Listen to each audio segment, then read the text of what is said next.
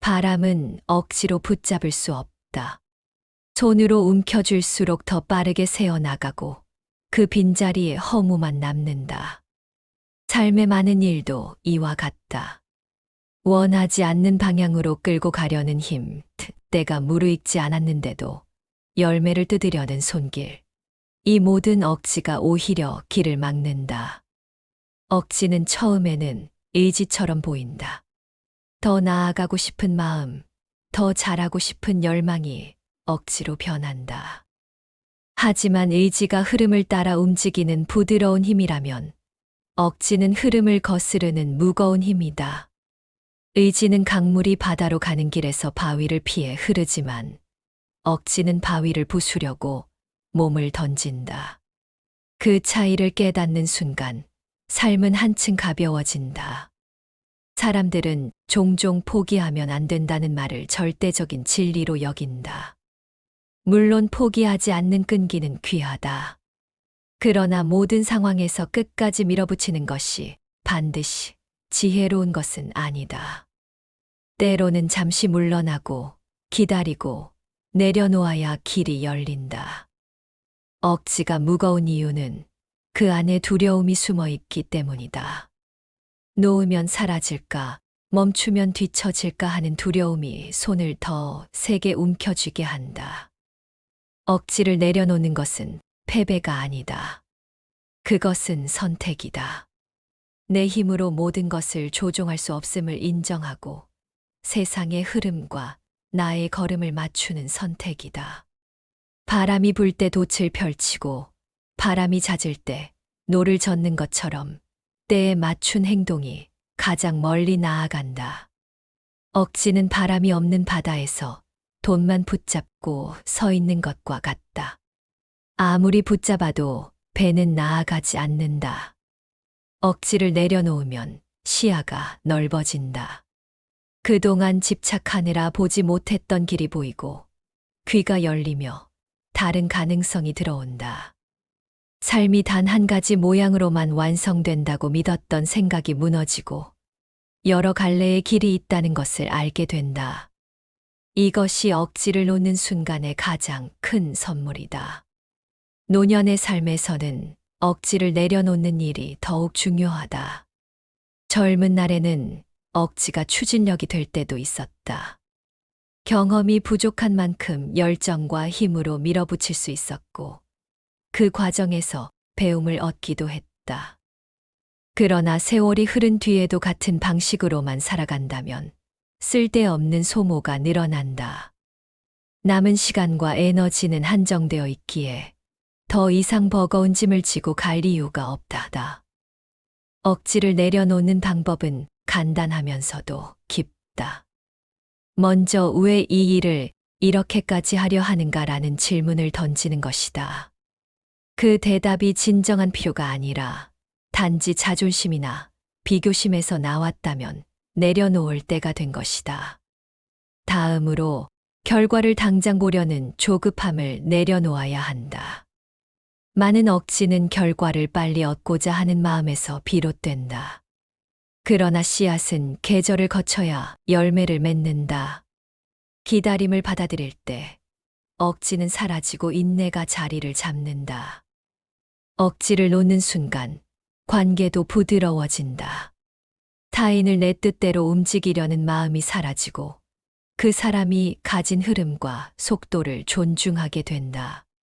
서로 다른 리듬이 어울리면서 관계는 더 오래, 더 건강하게 지속된다. 자연 속 모든 것은 서로의 흐름을 존중하며 살아간다. 강물은 산의 속도를 강요하지 않고 바람은 나무의 가지를 억지로 움직이지 않는다. 억지를 내려놓는 일은 곧 자신을 가볍게 하는 일이다. 무거운 것을 손에서 놓으면 몸이 가벼워지고 가벼워진 몸은 더 멀리 걸을 수 있다.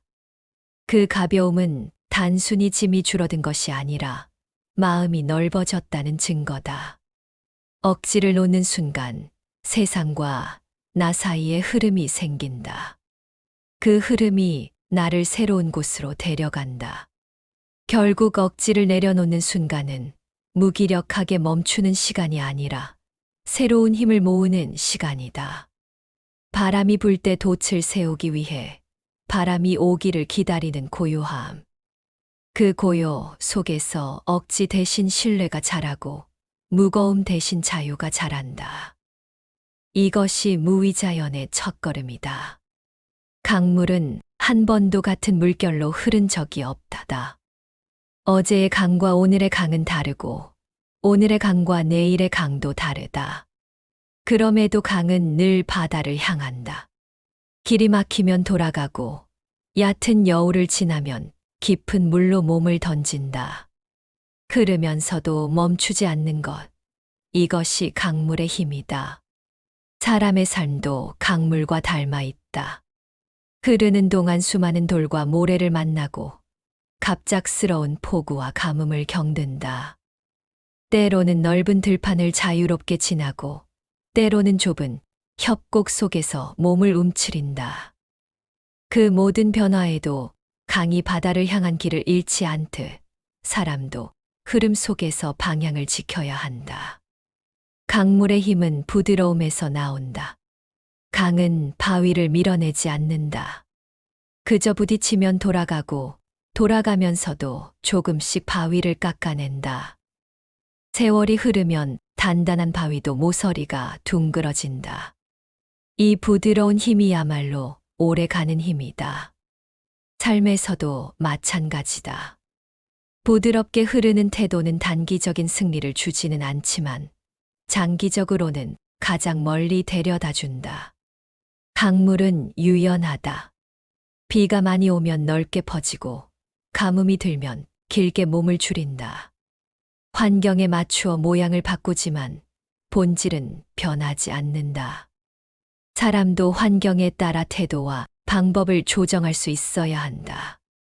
고집만으로는 흐름을 이어갈 수 없고 너무 쉽게 휩쓸려도 목적지를 잃는다. 유연함 속에서 본질을 지키는 것, 그것이 강물 같은 삶이다. 강물은 속도를 조절할 줄 안다. 내리막에서는 힘차게 흐르고 평지에서는 천천히 흐른다. 속도의 변화는 피로를 줄이고 흐름을 오래 유지하게 한다. 사람도 마찬가지로 모든 순간을 같은 속도로 살 수 없다다. 빠르게 달려야 할 때와 천천히 걸어야 할 때를 구분하는 지혜가 필요하다. 그 구분이 없다면 금세 지치고 흐름은 끊긴다. 강물은 자신이 흐르는 길을 스스로 만들지 않는다. 자연이 준 길을 따라 흐르며 때로는 다른 물줄기와 만나 새로운 길을 만든다. 억지로 길을 만들려 하지 않기에 강물은 마침내 바다에 이른다. 사람도 억지로 모든 것을 통제하려 하면 길을 잃는다. 주어진 환경 속에서 최선을 다해 흐르며 때로는 새로운 인연과 만나 흐름을 합치는 것이 더 멀리 가는 길이다. 강물의 흐름에는 소리가 있다. 여울에서는 시끄럽게 노래하고 깊은 곳에서는 조용히 숨을 고른다. 삶에도 이런 소리가 있다. 때로는 열정과 활기가 넘치는 시기가 있고 때로는 고요히 에너지를 모으는 시기가 있다다. 이 리듬을 받아들이는 사람은 흐름 속에서 지치지 않는다.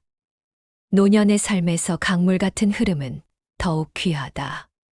젊은 날에는 속도와 힘으로만 나아갔다면 이제는 흐름과 방향이 더 중요하다. 굳이 거센 폭포처럼 쏟아질 필요가 없다. 조용히 그러나 멈추지 않고 필요한 곳에 물을 적셔주는 강물처럼 살아가는 것이 지혜다. 강물은 끝내 바다에 이른다. 그 과정에서 많은 것을 잃기도 하고 많은 것을 나누기도 한다. 그러나 바다에 닿은 강물은 더 이상 자신을 잃지 않는다. 모든 경험과 만남이 결국 하나로 합쳐져 더 큰 존재가 된다. 사람도 흐름을 이어가면 마침내 자신만의 바다에 닿는다. 그 바다는 평생의 경험이 만들어낸 가장 넓고 깊은 마음이다. 강물처럼 흐르는 삶은 변화를 두려워하지 않는다. 변화 속에서도 방향을 잃지 않고 부드럽게 길을 찾아 나아간다. 그 흐름 속에서 사람은 비로소 자유롭고 그 자유 속에서 삶은 더 풍요로워진다. 무위자연의 법칙은 바로 이 흐름 속에 있다. 억지로 만들지 않고 자연스럽게 이어가는 것. 그것이 강물 같은 힘이다. 대지는 봄이 왔다고 해서 즉시 꽃을 피우지 않는다. 아직 땅 속에는 겨울의 찬기가 남아있고 씨앗은 그 온도가 물러나기를 기다린다. 햇볕이 조금 더 오래 머물고 바람이 한층 부드러워질 때 비로소 새싹이 땅을 뚫고 나온다. 이 기다림이 없으면 싹은 부러지고 꽃은 시든다. 삶에서도 때가 무르익기 전에는 서둘러 나아가려 하지 않는 지혜가 필요하다. 성급함은 마치 억센 바람과 같다. 나무를 빨리 키우려는 마음에 가지를 잡아당기면 뿌리가 뽑히고 만다. 무언가를 빨리 이루고 싶은 마음은 자연스러운 욕망이지만 그 욕망이 지나치면 열매를 망친다. 빨리 얻고자 하는 마음은 과정을 생략하게 하고 과정이 사라진 성취는 오래 가지 않는다. 기다림은 게으름이 아니다. 기다림은 준비다. 때를 기다리는 동안 눈에 보이지 않는 곳에서는 변화가 일어난다. 나무는 겨울 동안 뿌리를 깊게 내리고 물고기는 얼음 밑에서 봄의 흐름을 기다린다. 사람도 겉으로는 조용히 지내는 것 같아도 그 속에서 생각이 정리되고 마음이 단단해진다. 이 시간이 지나야 비로소 다음 발걸음이 힘을 얻는다. 기다림에는 관찰이 필요하다. 아무것도 하지 않고 그저 멍하니 있는 것이 아니라 흐름을 살피고 변화를 감지하는 것이다. 농부는 씨를 뿌린 후 날씨와 토양을 살핀다. 마찬가지로 삶의 결실을 기다리는 사람은 주변의 변화를 읽고 움직일 때와 멈출 때를 가늠한다. 이렇게 기다림은 단순한 시간이 아니라 눈을 넓히는 과정이 된다. 성급함을 멈춘 사람은 불필요한 소모를 줄인다. 빨리 가려는 사람은 에너지를 한꺼번에 써버리지만 기다릴 줄 아는 사람은 필요한 순간에 힘을 집중한다. 이 차이가 오래가는 힘을 만든다. 짧은 거리를 전력 질주하는 것과 긴 거리를 꾸준히 달리는 것의 차이와 같다. 기다림은 신뢰를 필요로 한다. 과정에 대한 신뢰, 자신에 대한 신뢰, 그리고 세상의 흐름에 대한 신뢰. 신뢰가 없으면 기다림은 불안으로 변하고 불안은 다시 성급함을 부른다. 강이 바다에 닿는 데에는 시간이 걸린다. 그 시간을 신뢰하는 강물은 방향을 바꾸지 않고 흐른다. 사람도 자신이 선택한 길을 믿어야 한다. 기다림의 시간은 마음을 비우게 한다. 성급한 마음에는 지금 당장이라는 조급함이 가득 차 있다. 하지만 기다림 속에서는 그 조급함이 서서히 사라진다. 대신 여유가 생기고 그 여유 속에서 사물과 사람을 바라보는 시선이 부드러워진다. 이 부드러움이야말로 기다림이 주는 선물이다. 노년의 삶에서 기다림은 더욱 중요한 가치가 된다. 젊은 날에는 속도가 경쟁력이었지만 나이가 들면 방향과 흐름이 경쟁력이 된다. 빨리 가는 대신 오래 가는 길을 선택해야 한다. 그 길에는 반드시 기다림의 구간이 있다. 이 구간을 기꺼이 받아들이는 사람은 마지막까지 흔들리지 않는다. 기다림 속에서 배우는 가장 큰 교훈은 때가 오면 안다는 것이다. 억지로 신호를 만들 필요가 없다. 바람의 냄새, 하늘의 색, 땅의 기운이 달라지는 순간이 반드시 온다. 그 순간은 조용하지만 한 번 지나가면 다시는 오지 않는다. 기다릴 줄 아는 사람만이 그 순간을 잡는다. 결국 성급함을 멈추고 기다린다는 것은 스스로를 세상과 맞추는 일이다. 나 혼자 달려가는 것이 아니라 세상과 발걸음을 함께 하는 것이다. 그 발걸음이 맞춰질 때 힘을 덜 들이고도 멀리 나아갈 수 있다. 기다림의 끝에서 하는 도약은 가볍지만 멀리 날아간다. 이것이 무의자연이 가르치는 기다림의 힘이다. 해는 동쪽에서 떠서 서쪽으로 지고 달은 차오르다 다시 기운다. 파도는 밀려왔다가 반드시 물러나고 계절은 돌고 돌아 다시 제자리에 선다. 이 모든 것은 억지로 만든 것이 아니라 자연이 스스로 세운 질서 속에서 이루어진다. 삶도 이 질서에서 벗어나면 오래 가지 못한다. 균형은 단지 평형을 맞추는 것이 아니라 오래 지속되게 하는 힘이다. 자연의 균형은 강하지 않다. 오히려 부드럽고 느슨해 보인다. 하지만 그 부드러움이 수천 년, 수만 년을 유지하게 만든다. 강물은 제멋대로 흘러도 결국 바다로 향하고 숲은 바람과 햇볕을 나누어 받으며 스스로를 유지한다. 사람도 이런 균형 속에서 살아야 한다. 한쪽으로 기울면 오래 버티지 못하고 욕심으로 밀어붙이면 반드시 반작용이 온다. 균형은 극단을 피하는 데서 시작된다. 지나친 노력도 지나친 게으름도 모두 균형을 깨뜨린다. 몸을 혹사하면 병이 오고 아무것도 하지 않으면 기운이 꺼진다. 하루의 삶도 마찬가지다. 움직일 때와 쉬어야 할 때를 구분하는 것이 균형의 첫걸음이다. 자연은 언제나 주고받음 속에서 균형을 지킨다. 나무는 햇빛을 받아 잎을 키우고 그 잎으로 만든 산소를 세상에 돌려준다. 강은 비를 받아 불어나고 다시 바다로 흘려보낸다. 사람의 삶에서도 이 순환이 필요하다. 받기만 하거나 주기만 해도 오래 유지되지 않는다. 적당히 주고 적당히 받아야 한다. 균형은 속도의 문제이기도 하다. 너무 빠르면 주변을 놓치고 너무 느리면 기회를 놓친다. 강물이 흘러갈 때 속도가 지나치면 둑이 무너지고 너무 약하면 썩는다. 삶도 이와 같다. 속도를 조절하며 흐를 때 길이 오래 지속된다. 노년의 삶에서 균형은 특히 중요하다. 젊은 시절에는 한쪽에 몰두하는 힘이 필요했다. 그러나 세월이 흐르면 남은 힘을 골고루 나누어 쓰는 지혜가 필요하다. 하루의 에너지를 한 번에 다 쓰지 않고 적절히 분배하며 살아가는 것. 이것이 긴 여정을 위한 방법이다. 자연의 질서는 늘 변화를 포함한다. 균형을 지키는 것과 변화를 거부하는 것은 다르다. 바람이 방향을 바꾸면 도트도 각도를 바꿔야 한다. 균형은 상황에 맞게 조정하는 유연함 속에서 유지된다. 변화를 받아들이되 중심을 잃지 않는 것이 핵심이다.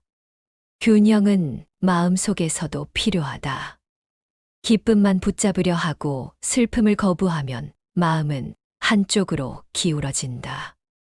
기쁨과 슬픔, 만족과 불만족, 기대와 실망이 함께 있을 때 마음은 단단해진다. 자연이 밤과 낮을 나누듯 마음에도 빛과 어둠이 함께 있어야 한다. 자연 속의 균형은 완벽한 대칭이 아니다. 비가 많이 올 때도 있고 가뭄이 길게 이어질 때도 있다. 그러나 시간이 흐르면 모든 것이 서서히 맞춰진다. 삶도 마찬가지다.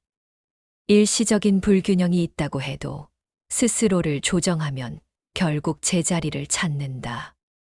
결국 자연의 질서 안에서의 균형이란 억지로 맞추는 것이 아니라 흐름 속에서 맞춰지는 것이다. 그 흐름에 몸을 맡기고 필요한 순간에는 스스로를 다듬어야 한다. 이렇게 살아가는 사람은 무너지지 않는다. 바람이 불어도 뿌리가 흔들리지 않고 비가 와도 잎이 다시 살아난다.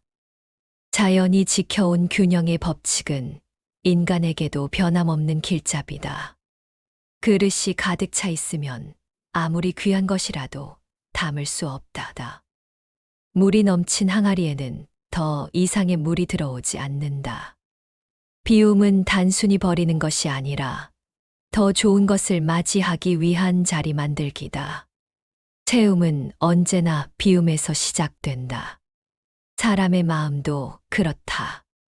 걱정과 불안, 오래된 집착과 미련으로 가득 찬 마음에는 새로운 기쁨이 들어설 자리가 없다다. 비우지 않으면 채울 수 없고 채우려면 먼저 비워야 한다. 이 단순한 이치는 자연이 오래전부터 보여주고 있다. 나무는 가을이 오면 잎을 떨군다. 그래야 겨울을 견디고 다음 봄 새 잎을 틔울 수 있다. 비움은 두려움을 동반한다. 손에서 내려놓으면 사라질 것 같고 빈자리가 허전할 것 같아 움켜쥔다.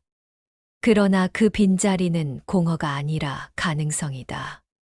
텅 빈 노는 봄이 되면 물을 담고 그 위에 모가 심어져 가을의 황금빛 들판이 된다. 빈자리는 새로운 생명이 자라는 토양이다. 비움의 첫걸음은 필요와 욕심을 구분하는 것이다. 정말 필요한 것은 생각보다 적다. 하지만 사람은 필요 이상을 쌓아두고 그것을 지키느라 지친다. 불필요한 것을 내려놓으면 마음이 가벼워지고 몸도 가벼워진다. 그 가벼움이 다시 삶을 채운다. 비움은 물질만의 이야기가 아니다. 생각과 감정, 관계에서도 비움이 필요하다. 오래된 원망과 후회는 마음의 먼지와 같다. 그 먼지를 털어내면 시야가 맑아지고 숨이 트인다. 불필요한 관계를 놓으면 남은 인연이 더욱 깊어진다. 관계의 수보다 관계의 질이 중요한 이유다. 비움은 채움의 속도를 조절한다. 무언가를 얻었을 때 바로 다음 것을 채우지 않고 잠시 비워두면 그 가치가 더 오래 남는다. 바로 이어 채우면 새로운 것도 곧 낡게 느껴지고 만족은 짧아진다. 비움의 시간을 길게 두면 채움의 기쁨도 길어진다. 노년의 삶에서 비움은 특히 큰 의미를 가진다. 살아온 세월 동안 쌓인 물건과 기억, 역할과 책임이 많다. 그러나 남은 시간은 한정적이기에 더 가벼운 짐으로 길을 가야 한다. 그 길에서는 무거운 것보다 마음의 여백이 더 큰 힘이 된다. 비움은 남은 날들을 자유롭게 하고 자유는 삶을 넓힌다. 비우는 법은 어렵지 않다. 하루에 한 번 마음속에 묻는다. 이것이 정말 지금의 나에게 필요한가? 필요하지 않다면 내려놓는다. 그렇게 하면 작은 비움이 쌓여 큰 여백이 된다. 비움은 곧 신뢰다. 내가 놓은 자리에 언젠가 더 좋은 것이 들어올 것이라는 믿음. 그 믿음이 없다면 비움은 불안으로 변한다. 하지만 세상은 빈자리를 그냥 두지 않는다. 비워진 공간에는 반드시 새로운 바람이 불어온다. 결국 비움이 만드는 채움은 단순한 교환이 아니다. 비움으로 얻는 채움은 더 깊고 오래 간다. 그 채움은 물질이 아니라 마음의 평온, 관계의 온기, 하루의 감사다. 비움은 이름이 아니라 더 나은 채움을 위한 준비다. 그리고 그것이 무위자연의 한 모습이다. 강물이 굽이칠 때 물은 그 흐름을 거스르지 않는다. 그저 몸을 맡기고 방향을 바꾸어 흐른다. 나무도 마찬가지다. 바람이 불면 가지를 낮추고 바람이 멈추면 다시 하늘을 향해 선다. 이런 자연의 모습 속에는 오래 버티는 힘의 비밀이 숨어 있다. 그 힘은 강인함이 아니라 유연함에서 온다. 사람의 삶에서도 변화는 끊임없이 찾아온다. 날씨처럼 예고 없이 변하는 환경, 관계, 건강, 마음의 상태까지도 변한다. 변화를 완전히 막을 수는 없다.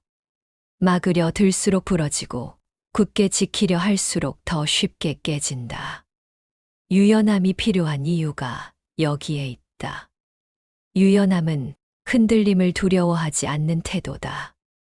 흔들린다고 해서 쓰러지는 것은 아니다. 오히려 조금 흔들려야 중심을 바로잡을 기회가 생긴다. 나무가 바람 속에서 가지를 휘두르는 것은 넘어지기 위함이 아니라 바람의 힘을 흘려보내기 위함이다. 작은 변화에 먼저 몸을 맞추는 사람은 큰 변화에도 쉽게 적응한다.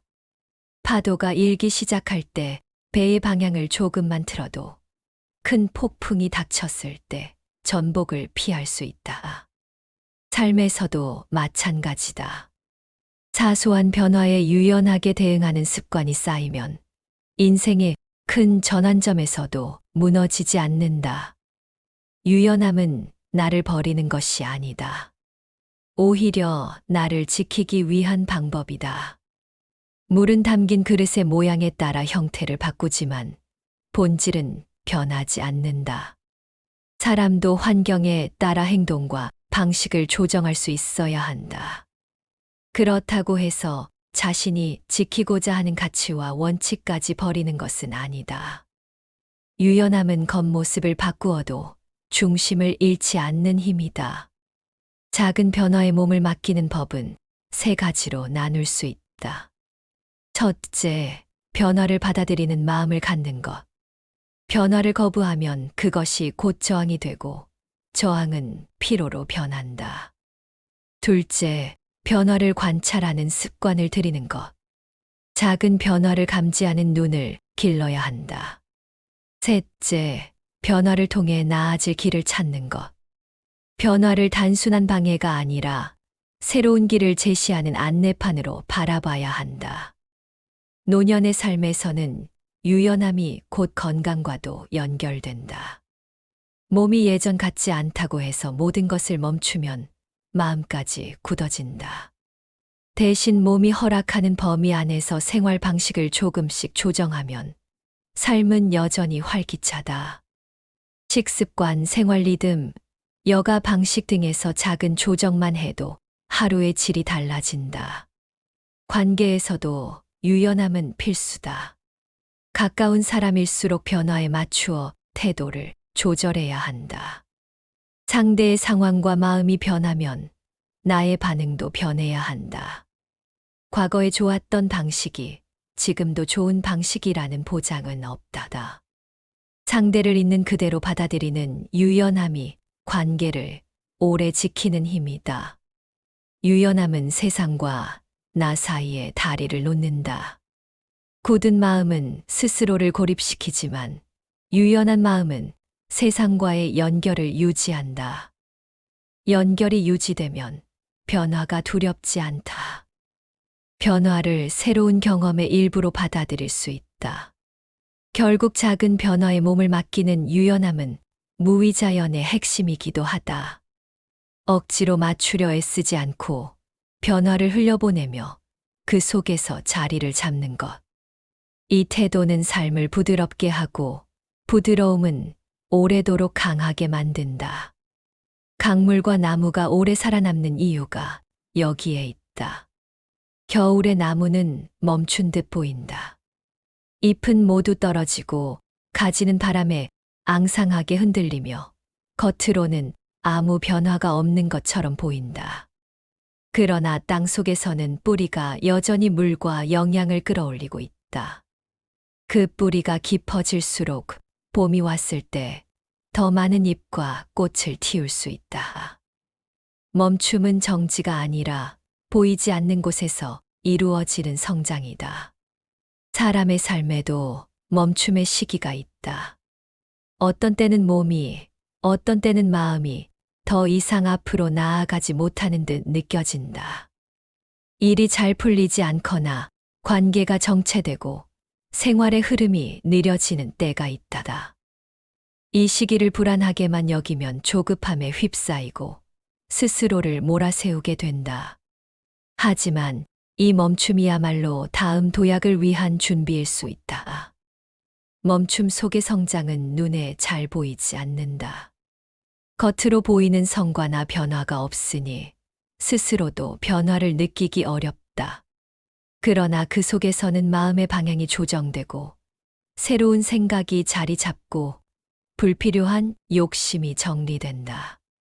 이 과정은 마치 호흡을 깊게 들이마시고 내쉬는 것과 같다.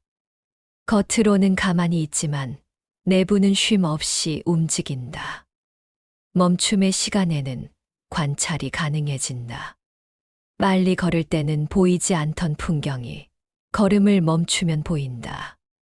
사람도 삶의 속도를 늦추거나 멈출 때 자신과 주변을 다시 바라볼 수 있다.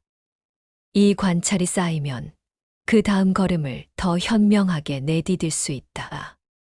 성장은 언제나 직선으로 이루어지지 않는다. 강이 흐르다 보면 폭포 앞에서 잠시 고여 흐름을 멈추는 순간이 있다. 하지만 그 고임은 힘을 모으는 과정이다. 물이 모이면 한 번에 더 멀리, 더 깊이 떨어질 수 있다. 사람의 멈춤도 이와 같다. 힘을 잃은 시간이 아니라 힘을 축적하는 시간이다. 멈춤 속에서 중요한 것은 마음을 닫지 않는 것이다. 몸이 멈춰도 마음이 닫히면 그 시간은 단순한 정체로 끝난다. 반대로 몸은 멈춰 있어도 마음이 열려 있으면 그 시간은 성찰과 준비의 장이 된다. 마음의 문을 열어두면 작은 배움과 깨달음이 자연스럽게 들어온다. 노년의 삶에서 멈춤의 시간은 더욱 의미가 깊다. 이 시기는 젊은 시절처럼 끊임없이 달려야 할 필요가 없다. 오히려 멈춤 속에서 삶을 재정비하고 남은 날들을 더 깊게 살아갈 계획을 세울 수 있다. 멈춤은 뒤처짐이 아니라 나를 더 단단하게 만드는 기회다. 멈춤을 두려워하지 않는 사람은 변화에도 강하다. 삶의 흐름이 느려져도 그 안에서 배움을 찾고 기회를 발견하며 스스로를 가꾼다. 이렇게 준비된 사람은 다시 흐름이 시작될 때 주저하지 않고 발을 내디딜 수 있다. 결국 멈춤 속의 성장은 무위자연의 또 다른 모습이다. 억지로 나아가려 하지 않고 자연스럽게 흐름을 받아들이는 태도. 멈춤은 실패가 아니고 휴식은 낭비가 아니다. 그 속에서 자라는 힘은 눈에 보이지 않지만 때가 오면 분명하게 드러난다. 그리고 그 힘은 오래도록 사라지지 않는다. 씨앗이 뿌리를 내리고 싹을 틔우기까지는 오랜 시간이 걸린다. 그 시간 동안 겉으로는 아무런 변화가 없어 보인다. 그러나 흙 속에서는 이미 새로운 생명이 자라고 있다. 땅 위에서 꽃을 보기 전 땅 아래에서 벌어지는 과정이 먼저다. 과정을 믿는 힘은 이 눈에 보이지 않는 시간을 받아들이는 데서 시작된다. 사람의 삶에서도 결과는 단번에 나타나지 않는다. 새로운 배움을 익히는데도, 관계를 깊게 만드는데도, 목표를 이루는데도 시간이 필요하다. 그 시간 속에서 포기하지 않고 견디게 하는 것은 결과가 아니라 과정에 대한 신뢰다. 과정을 믿는 사람은 속도를 재지 않고 한 걸음 한 걸음을 묵묵히 내딛는다. 과정을 믿지 못하면 조급함이 앞선다. 조급함은 과정을 건너뛰게 만들고 건너뛴 자리는 허약해진다. 마치 기초를 제대로 다지지 않은 집이 오래 버티지 못하는 것처럼 과정 없는 결과는 쉽게 무너진다. 반대로 과정을 충실히 거친 일은 시간이 지나도 흔들리지 않는다. 과정을 믿는 것은 단순히 기다리는 것이 아니다. 그 안에서 해야 할 일을 다하고 매 순간을 충실히 채우는 것이다. 강물이 바다에 이르기 위해서는 매일 흐르듯 삶의 과정도 매일의 작은 움직임으로 이루어진다. 이 작은 움직임이 모여 큰 변화를 만든다. 과정을 믿는 힘은 실패해도 무너지지 않는다. 실패 역시 과정의 일부이기 때문이다. 어떤 길은 돌아가야 하고 어떤 길은 막혀 있어 다른 길을 찾아야 한다. 과정을 믿는 사람은 실패를 끝으로 보지 않고 다음 길을 여는 계단으로 본다. 이 관점이 있으면 실패조차 나를 앞으로 나아가게 하는 자원이 된다. 과정을 믿는 힘은 또한 마음을 안정시킨다. 결과만 바라보면 하루하루가 불안하다. 아직 도착하지 못했다는 생각이 마음을 흔든다. 그러나 과정 자체의 가치를 두면 오늘의 작은 성취에도 만족을 느낀다. 그 만족이 하루를 부드럽게 하고 다시 내일을 준비하게 한다. 노년의 삶에서 과정에 대한 믿음은 특히 중요하다.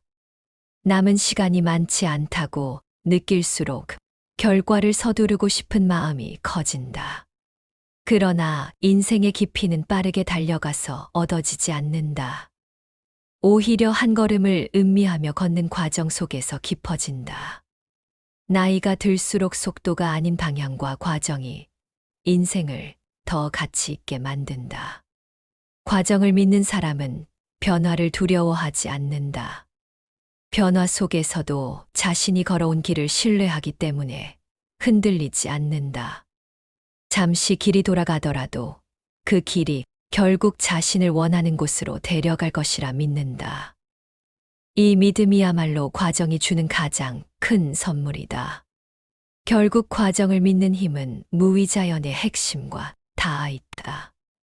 억지로 앞당기지 않고 흐름에 몸을 맡기면서도 해야 할 일을 놓치지 않는 것.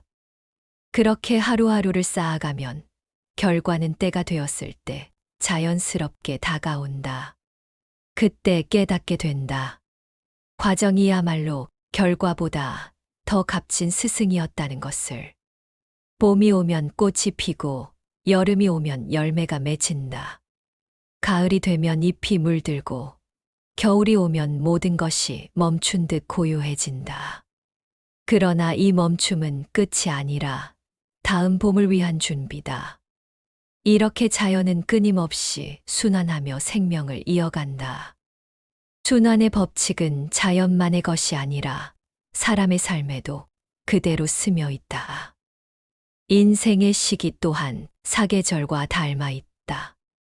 젊음의 봄, 열정의 여름, 수확의 가을, 그리고 멈춤과 성찰의 겨울.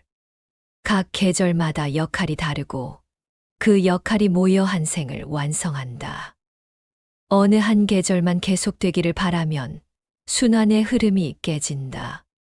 젊음이 영원할 수 없듯 겨울의 고요함도 언젠가 새로운 봄으로 바뀐다. 순환의 법칙을 이해하면 한 시기에 집착하지 않게 된다. 가을이 지나면 다시 여름을 붙잡으려 애쓰지 않고 겨울을 받아들이는 법을 배운다. 이 수용이 마음을 편안하게 하고 변화에 대한 두려움을 줄인다. 순환은 끝이 아니라 이어짐이기 때문이다. 노년의 삶에서 이 법칙은 더욱 큰 의미를 지닌다. 나이가 들면 잃는 것이 많아지는 듯 보인다. 건강, 일, 사람, 기회 그러나 이름 속에는 또 다른 체험이 있다. 시간이 주는 지혜, 경험이 남긴 통찰, 깊어진 관계가 그 체험이다. 이 또한 순환의 한 부분이다. 순환의 법칙은 나눔 속에서도 드러난다. 씨앗이 땅에 떨어져야 새로운 생명이 시작되듯 삶에서 가진 것을 나누는 순간이 다음 세대를 키운다. 물질뿐 아니라 마음과 지혜, 경험까지도 나눔의 씨앗이 된다. 그 씨앗은 내가 떠난 뒤에도 누군가의 삶 속에서 자라난다. 자연의 순환은 억지로 이루어지지 않는다. 꽃을 더 오래 피우기 위해 붙잡으면 뿌리가 약해지고 결국 꽃은 시든다. 순환은 흘려보내야 완성된다. 삶의 한 부분이 끝났을 때 미련을 내려놓는 것도 이 법칙을 따르는 것이다. 순환의 법칙을 받아들이면 모든 변화 속에서 의미를 찾을 수 있다. 겨울의 차가움은 봄의 따뜻함을 더 깊게 느끼게 하고 여름의 풍요는 가을의 수확으로 이어진다. 인생도 마찬가지다. 고난은 성장의 토양이 되고 기쁨은 나눔의 씨앗이 된다. 무위자연은 이 순환의 법칙과 맞닿아 있다. 억지로 한 계절을 연장하려 하지 않고 흐름에 몸을 맡기며 그 순간의 역할을 다하는 것. 봄에는 씨앗을 뿌리고 여름에는 가꾸고 가을에는 거두고 겨울에는 쉰다. 이 단순한 순환 속에서 삶의 균형이 유지된다. 결국 순환의 법칙을 깨달은 사람은 매 순간을 온전히 살아간다. 지금이 봄이라면 씨앗을 뿌리고 겨울이라면 따뜻하게 자신을 품는다. 각 시기를 거부하지 않고 받아들이는 태도 속에서 인생은 자연처럼 완전해진다. 손 안에 꽉 쥔 모래는 오래 버틸수록 더 빨리 흘러내린다. 마음을 붙잡고 놓지 않으려 애쓰는 것은 모래를 움켜쥐는 것과 같다. 놓지 못하면 잃게 되고 놓을 때 비로소 남는다. 놓아버림의 지혜는 비움에서 시작된다. 사람은 살아가면서 수많은 것을 쥔다. 젊을 때는 꿈과 목표를, 중년에는 책임과 역할을, 노년에는 추억과 지난 날을. 이것들이 모두 소중하지만 때로는 쥐고 있는 것이 나를 무겁게 만든다. 손이 가득 차 있으면 새로운 것을 받을 수 없듯 마음이 가득 차 있으면 새로운 기쁨이 들어오지 않는다. 놓아버림은 잊어버림과 다르다. 잊는 것은 무심히 뒤로 보내는 것이고 놓는 것은 의식적으로 내려놓는 것이다. 내가 더 이상 붙잡을 수 없는 것을 알아차리고 그것을 놓아주는 것이 진정한 비움이다. 그 순간 마음은 한층 가벼워지고 시야는 넓어진다. 놓아버린다고 해서 잃는 것은 아니다. 꽃이 진 자리에 씨앗이 남고 나무에서 떨어진 잎이 땅을 덮어 다음 해를 준비하듯 놓아버림은 새로운 시작의 자리를 만든다. 오히려 쥐고 있는 동안에는 보지 못한 것이 놓은 후에 비로소 보이기도 한다. 노년의 삶에서 놓아버림은 특히 깊은 의미를 가진다. 더 이상 전지 않음을 인정하고 할 수 없는 일을 억지로 붙잡지 않는 것. 자녀가 떠나는 것을 받아들이고 세월이 바꾼 관계의 모양을 인정하는 것. 이것은 포기가 아니라 흐름을 받아들이는 선택이다. 무위자연의 길이란 바로 이런 수용 위에 서 있다. 놓아버림은 용기를 필요로 한다. 익숙한 것을 놓는다는 것은 미지의 공간으로 나아가는 것이기 때문이다.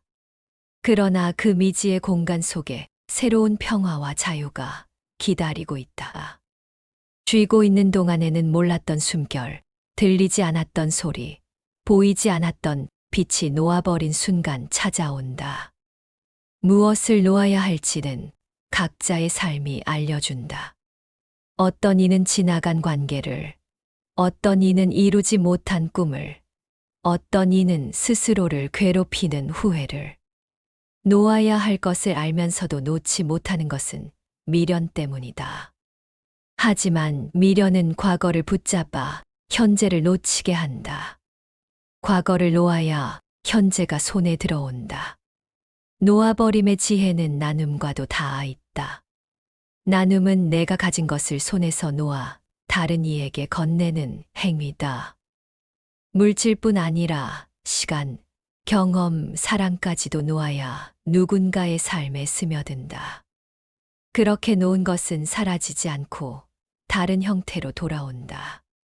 이 순환이 놓아버림을 두렵지 않게 한다. 결국 놓아버린다는 것은 나 자신을 풀어주는 일이다. 나를 붙잡고 있던 무게를 내려놓고 더 가볍게 다음 걸음을 내딛는 것. 바람이 나무잎을 데려가듯 세월이 내 손에서 무언가를 데려갈 때 억지로 붙잡지 않고 그 흐름을 따라가는 것. 그 속에서 비로소 평화가 자란다. 무위자연의 마지막 가르침은 여기에 있다. 놓아야 채울 수 있고 비워야 채워진다. 그리고 비운 자리는 언젠가 다시 가득 찬다. 그때 깨닫게 된다. 놓아버림은 끝이 아니라 또 다른 시작이었다는 것을.